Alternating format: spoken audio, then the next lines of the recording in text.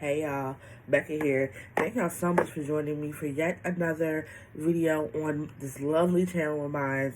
This channel is a mashup and a mix-up of all the things I love, some lifestyle, some vlogs, but one of the things that I do that I love on this channel is the book reviews. So, this video is like a continuation of a video that I did about 2 or 3 weeks ago where I was talking about one of my favorite books by my favorite author. And the book that I'm talking about is A Deeper Love Inside by Sister Souljah. So, if you haven't watched that video, please go back, check that video out, and come back, okay? So, for those of you who know about The Coldest Winter Ever, which for whatever reason, The Coldest Winter Ever is making some type of a comeback, some type of a resurgence. And I was on TikTok the other day, and a girl had posted a video. It was like, have you guys heard about The Coldest Winter Ever? And I was like, just make me feel old, okay? That was rude. But, so a lot of people are talking about The Coldest Winter Ever, but I noticed not a lot of people in the research that I've done research on different websites. I looked up different reviews, or tried to look up different reviews here on YouTube about A Deeper Love Inside, and it wasn't many, okay? And I feel like there's a reason for that. I feel like the biggest reason for that is because Sister Souljah marketed this book as a sequel. And so when the book came out and people realized that this book had like zero to do with winter and it was all about Porsche and her bird's eye view of the situation amongst other things, people was like, this is not what we signed up for. And so people were just kind of like, not trying to wait, right? Me, however, I thoroughly enjoyed this book. When I first read The Coldest Winter Ever, I'm the type of person, like, I need to know about all of the characters. Like, if Sister Souljah was to ever write, like, different books about the different characters and their backgrounds, like where they came from, I would be so interested. The only books that she's ever written that I could not get into was the Midnight series. Couldn't do it. Maybe I need to read them again as an adult, but couldn't do it. But she had very interesting characters, right? And so for me, when I heard that this book was about Porsche, my interest was immediately piqued because I started thinking about all of the things that happened in The Coldest Winter Ever and how that would look from an 8-year-old's perspective, right? Because I want to say Porsche was like 7 or 8 when all of this was going on. And so as I started to read the book and got deeper into it, I was just like, wow. Like, to see how it affected her, to see how it made her have to grow up so very quickly, it was just, to me, it's a great book. It's also, for me, one of those books that I had to read more than one time, and we'll get into that in just a second, but I had to read this book more than one time because there were time periods where you couldn't really tell what was, like, reality, and you couldn't really tell what was, like, Porsche, what is you going through, okay? So, let's get into the review. Also, I have my notes because I'm forgetful and I wanted to hit all of the points, okay? So, chapter 1, we see chapter 1 start with Porsche telling us about who she is, how she is. It was very reminiscent of the first chapter of The Coldest Winter Ever when Winter was running down, how she a baddie and all this other stuff, But I feel like Porsche came at it from a different angle. Porsche was basically talking about how she understood her position as a Saimeccaa and understood what came with carrying that last name. So in her eyes, people were naturally jealous of her because of her long, pretty hair, because she was gorgeous, and because she's a Saimeccaa, right? This was something that was in the news when her dad was arrested. Like, everybody in the surrounding tri-state area knew about it. And so because of that, she had to really defend herself and protect herself and had to do it basically all alone. Because remember, at the end of The Coldest Winter Ever, you had Saimeccaa, who was incarcerated. Winter was in prison. Her mom was an addict. When we left off at the end of The Coldest Winter Ever, her mom was actually dead, right?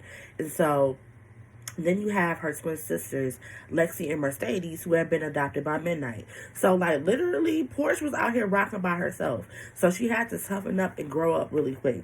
So she starts describing her journey, and she starts to tell us that she is currently in a juvenile detention center. Okay, so if you remember from The Coldest Winter Ever, which please, if you have not read that book, you might want to go read it, because while A Deeper Love Inside is a great standalone book, it does reference things that happened in The Coldest Winter Ever. So you might want to go read that for reference, okay?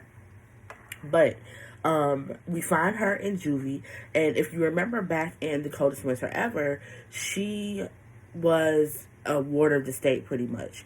Remember when Winter and her mom came to see her, and she was like, wait a minute, why is Winter out there with you, but I gotta be in here? Like, Winter is still underage too. Like, she was already knowing, right? She already knew something was up. She already knew that Winter was up to something, right? And so basically what happened, as she describes it, is she was taken into custody by children and youth, and while she was on her way to whatever facility they were taking her to, she stabbed her caseworker in the neck for talking about Winter, right? So chapter 1, we really see just kind of an overview of how she got to where she is, and then we also see, how can I put this? We also see her talk a lot about her father. Not in the way that Winter did, where it was almost kind of like, girl. But it was more of like a reverence. It was more of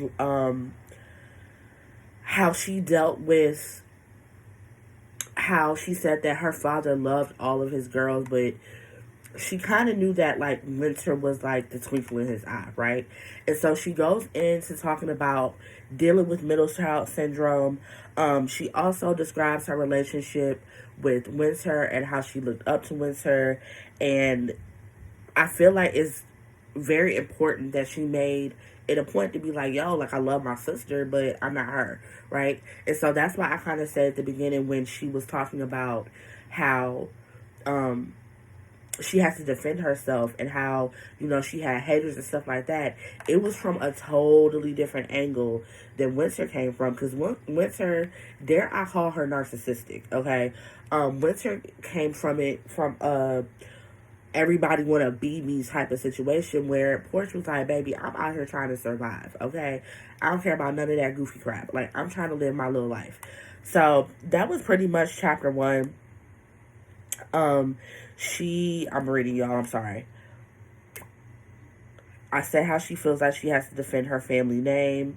And that's another thing that I found was very interesting, that her whole goal throughout this whole book is to get back home, right?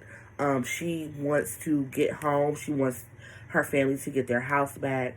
She wants her dad to get out of jail. She wants to find her mom, because as we go further along in the book, we find out that her mom is like nowhere to be found.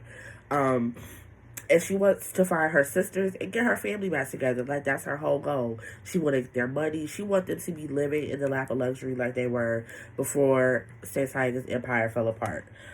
She describes her relationship with her mom.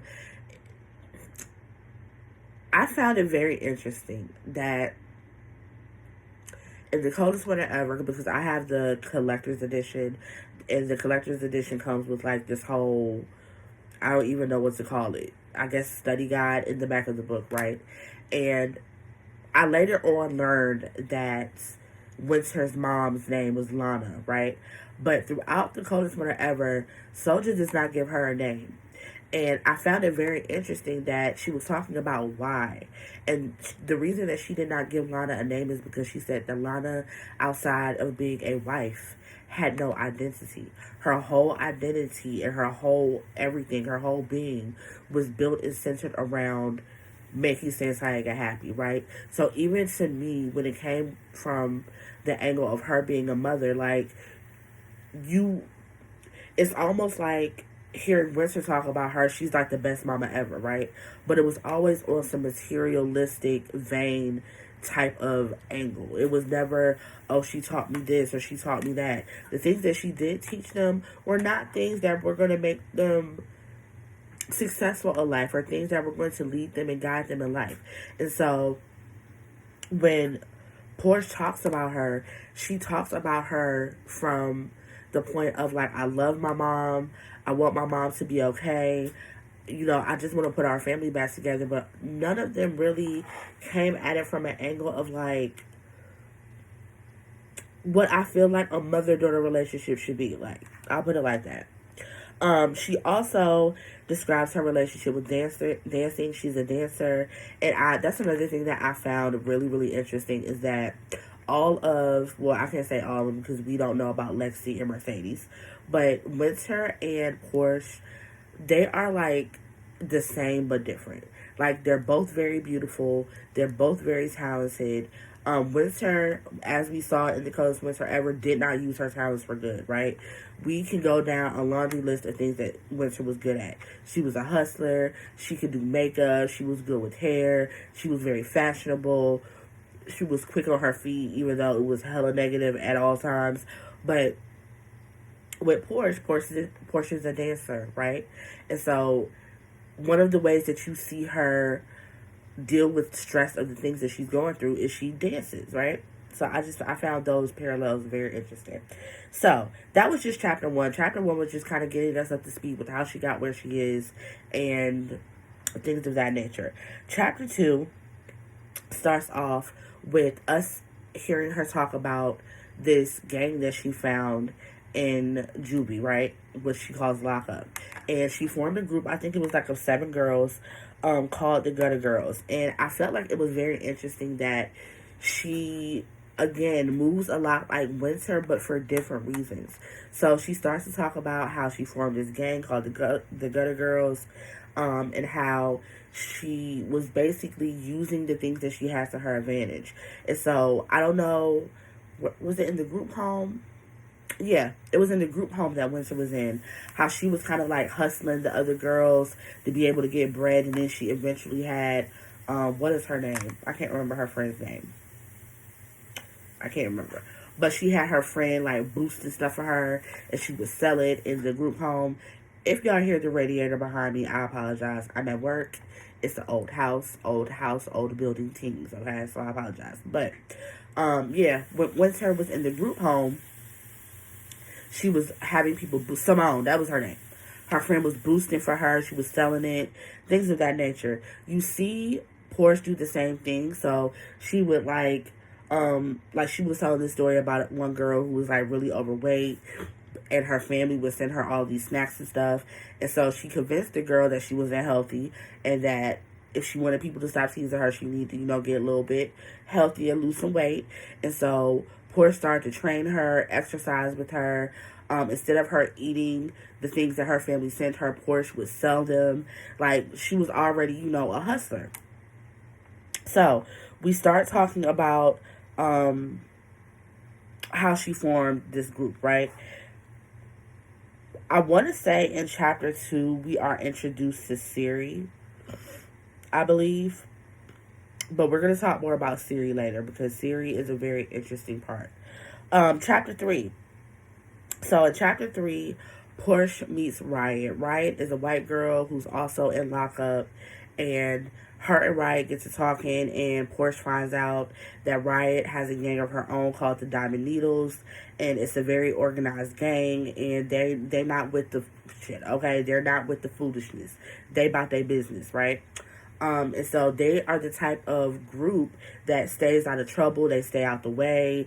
They're not causing trouble. They're not getting into fights. It's almost giving me like a group of girls who are just there to like protect, defend, and uplift each other, right? And so, like I said, she meets Riot. Riot starts to run her story down. So pretty much Riot is from a farm, I think it's upstate New York, and her parents owned a marijuana farm. And the way that Riot describes her parents is her parents were like hippies. They were just all about nature, all about living off the land. They had all of these animals and things of that nature.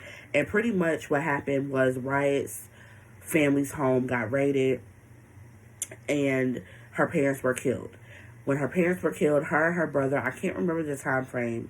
I think it might have been like a month or so, maybe. But her and her brother lived at the family house until basically they came and took it over. Like the state came and took it over, sold it, all that stuff. Riot said that they came, I think it was CYS, came to get her and her brother, and there was this big shootout, and she was taken into custody, and her brother were separated, right? And so in the way that Porsche wants to get her family back together, Riot is looking for her brother. So they're basically one and the same, right? They both come from, I don't want to say affluent. Well, yeah, you can say affluent, because the way that Riot describes it is her parents were rich, but they were more rich in, in life, okay? But they were both torn away from their families, and they both want to put their families back together. I'm trying to hit all points. Okay, so Riot is 14.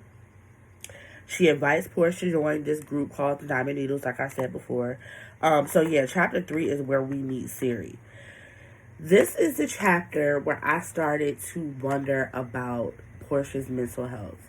And it wasn't until I got to the end of the book the first time I read it where I was like, is Siri real? Like, I really had to ask myself that question, because she meets Siri, and I think that's chapter like 3 or 4. Let me see. Yeah, in chapter 4, we get into how she met Siri, right? But we're introduced to her in chapter 3. And so, like I said, this is where I kind of began to wonder about her mental health, because like I said at the beginning, this is a book that you really, really, really got to pay attention to, right? Like, you really have to like, it's cool to read it the one time to like kind of, get familiar with it and just kind of read it for fun. But the second time that I read this book, I really like zeroed in on specific interactions, specific things that happen within the book and things of that nature, because like, part of me feels like some of the things that happened that I questioned, like, I had issues trying to decide whether it was like, okay, is this real, or is this a product of her mental health that is kind of like needing some attention? Because, spoiler alert, as we go to find out, Siri is her imaginary friend, right? And so we're going to go ahead and start talking about chapter 4 and how she met Siri. So, chapter 4 starts off with Porsche talking about the first night that she got to juvenile detention center. And so basically she came in really late at night. Also, trigger warning, this has sexual abuse. So if that triggers you, please click off the video. I'm not going to go into detail about it. I'm just going to briefly mention it. But it talks about the first night that she gets to the juvenile detention center and her experience. Basically, they was rough with her, like, they was just treating her any kind of way. Like, the lady was complaining about, I don't know why they brought her here so late. She talked about having to be basically strip search. And these are things that Porsche she's not used to this. So she's like, yo, like, what's up? She starts to talk about the doctor that she has to see before she goes back into the pod with the other inmates. And how the doctor, trigger warning, how the doctor pretty much molested her, right? And she ends up urinating on herself. So after that happens, after she's all checked out, after she has that horrific experience, she's taken back to where the other inmates are, and basically the CO pushes her into the pod and was like, go find your bed. Mind you, it's pitch black. She said she can't even see her hand in front of her. And she's afraid. So she dances. She starts to dance, right? And so she says that there was a girl who started talking to her and was like, don't be scared. I'm here. Like, just dance toward my voice. And so she starts to dance toward the voice as she's talking. And she comes up on Siri. And so her and Siri start talking. And she says that all that she can see from Siri is her white teeth and her hands. And so they get to talking. They get real familiar. And And that's how her and Siri meet. So they develop this secret language. They become really close.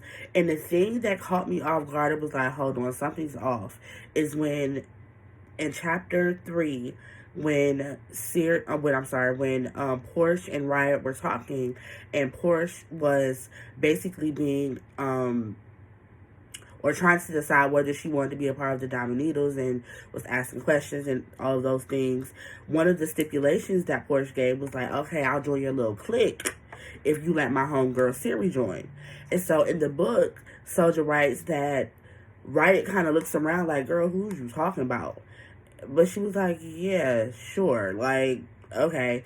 And the first time I read that, I didn't catch it. But the second time I read it, I was like, this girl has a whole imaginary friend. And I feel like this imaginary friend was created out of the trauma of the things that she has went through. It was kind of like a safety net. Like, Siri made her feel safe, because if you think about it, and I've never been incarcerated, knock on wood, in any type of way, shape, or form. However, I can imagine being 8 years old and being put into a juvenile detention center with girls of all different types of ages. Like, it has to be terrifying, right? Like, it gotta be scary as hell. So I can see her creating some type of safety net or some type of something to where she feels safe, to where she feels protected, to where she feels like she has a friend, right? And so that's where it leaves off at chapter 4, talking about Siri and how her and Siri created this whole secret language, and it was a whole thing, and it was very interesting, to say the least. So that is the end of the synopsis that I have for you guys today. I don't want to make this video too long. It's already like 20 minutes. But next up, we'll be covering the next three chapters. So chapter 5, chapter 6, and chapter 7. And we gonna get into it. So if you've read this book, leave me some comments and let me know what you thought. Like, what do you think about Siri? Like, that's what I really want to know. Like, what do y'all think is up with Siri? If you read the book, do you think there are other things in the book that point to her mental health kind of needing some attention? Do you think that everything that she experienced was real, or was everything that she experienced maybe just psychosis? Let's talk in the comments. If y'all have any books that you want to see me review, please don't feel shy to write me here on YouTube, in the comments, in my inbox, or you can email me, which I'll put that down in the description. And I will see y'all next video. Peace.